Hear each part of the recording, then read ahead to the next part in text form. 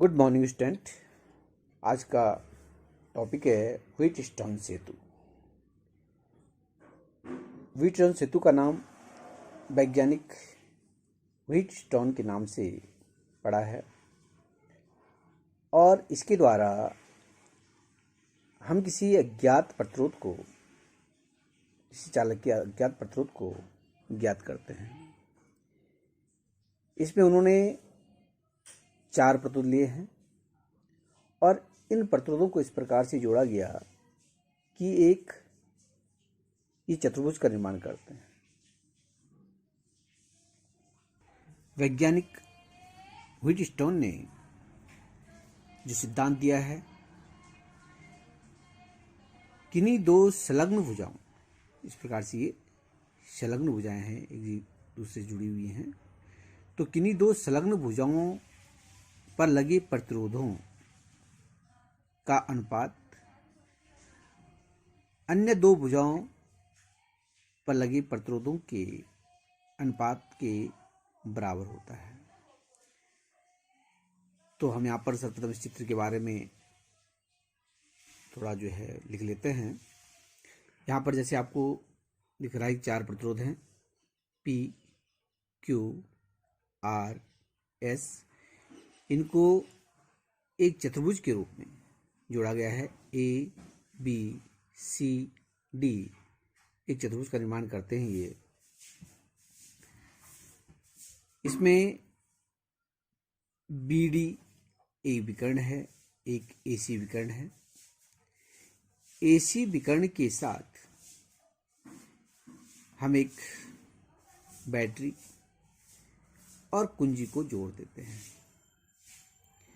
जो BD विकर्ण है उस पर धारामापी तथा कुंजी K2 को जोड़ दिया जाता है। बैटरी की सहायता से इस परिपथ में I धारा प्रवाहित की जाती है। सिद्धांत: 4 प्रतिरोधों P, Q, R और S को चतुर्भुज ABCD की 4 भुजाओं में जोड़कर इस प्रकार व्यवस्थित करते हैं कि चतुर्भुज के विकर्ण AC के बीच एक सेल तथा कुंजी K1 जुड़ी हो तथा दूसरे विकर्ण VD के बीच धारामापी G तथा कुंजी K2 जुड़ी हो। कुंजी K1 को दबाने पर परिपथ में धारा I बहने लगती है। जैसे हम यहाँ पर कुंजी K1 को दबाएंगे तो यहाँ पर परिपथ में धारा बहने लगेगी। प्रतिरोध P, Q, R और S को इस प्रकार समायोजित करते हैं कि जब कुंजी K2 को दबाएं,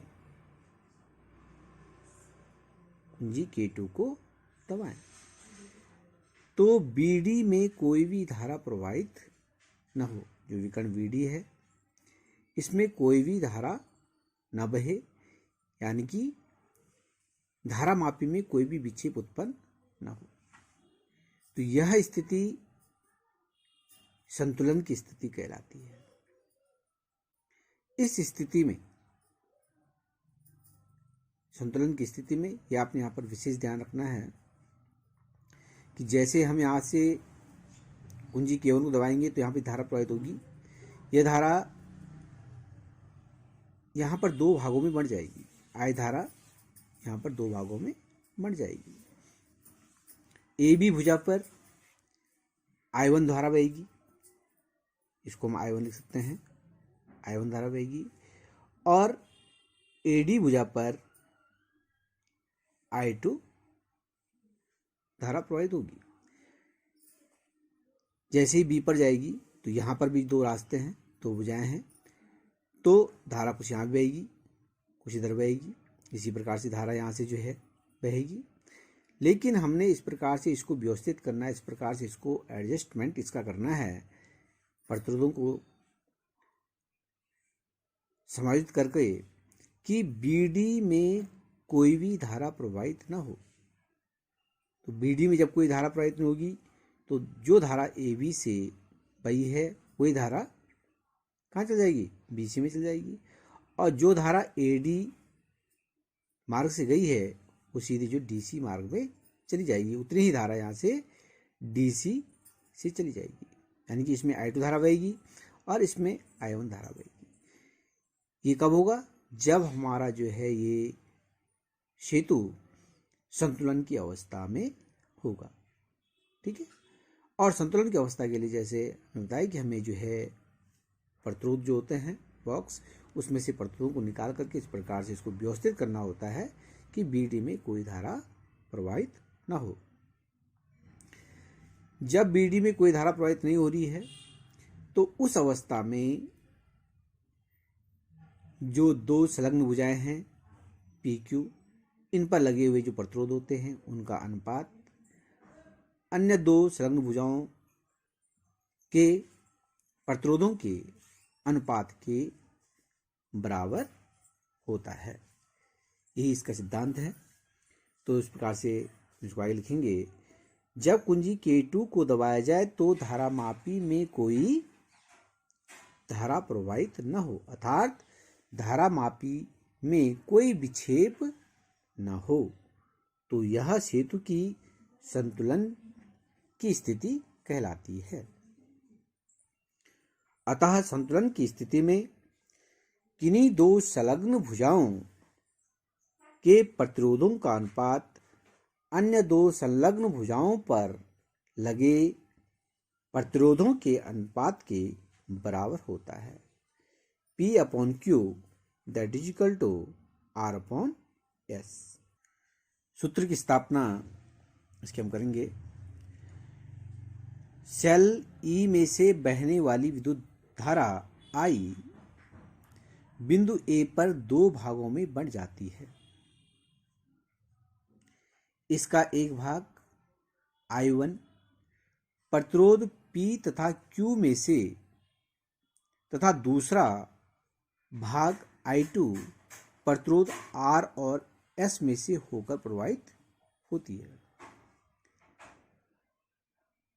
क्योंकि यहाँ पर क्या है, संतुलन की अवस्था है।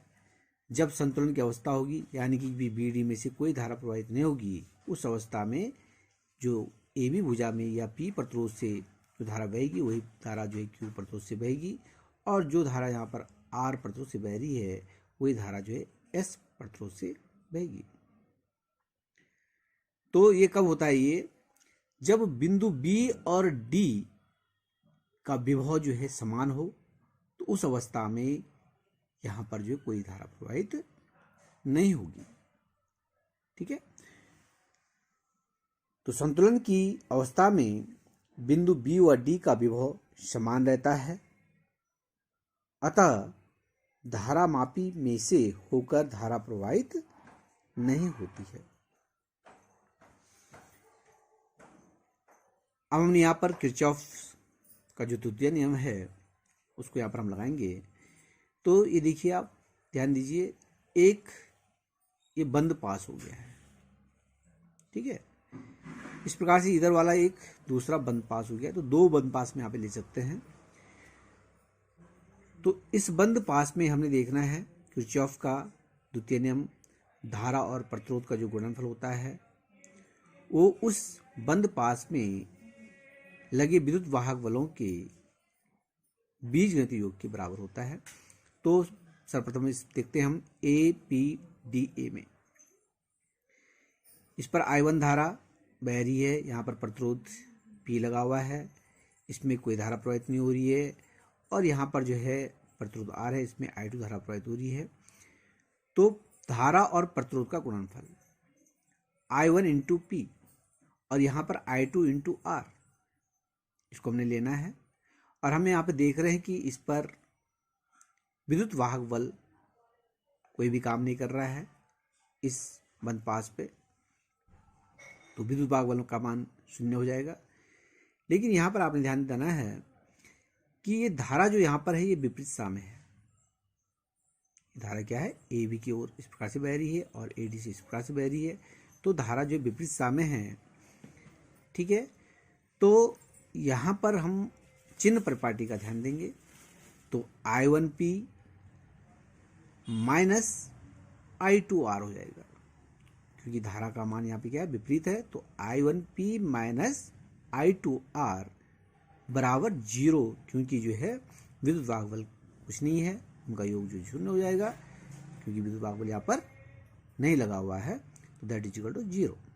तो इस प्रकार से आपके पास समीकरण बन जाती है I1P माइनस I2R बराबर 0, ठीक है। इसी प्रकार से हम दूसरे बंद पास में चलते हैं, B D C B, इस वाले बंद पास में देखते हैं हम देख रहे हैं संतुलन की अवस्था है, तो ए बी में जो धारा प्रवाहित होगी वही धारा कहाँ प्रवाहित होगी, BC में प्रवाहित होगी। तो यहाँ पर भी जो है I1 धारा प्रवाहित हो रही है, यहाँ पर प्रतिरोध लगा हुआ है Q, तो I1Q। और इसी प्रकार से यहाँ पे देख रहे हैं हम, ये धारा जो है विपरीत दिशा से आ रही है ये, तो ये जो धारा का मान होगा यहाँ पर ऋणात्मक होगा, और जो धारा AD से बह रही है वही धारा कहाँ बह रही है, DC में बह रही है, यानी कि I2, तो I2S हो जाएगा। तो इसको हम लिख सकते हैं समीकरण में I1Q माइनस I2S बराबर 0, क्योंकि इस बंद पास में भी कोई भी विद्युत भागबल नहीं लगा है, ठीक। तो किरचॉफ के नियम से बंद परिपथ ABDA में I1P minus I2R that is equal to 0 बराबर 0।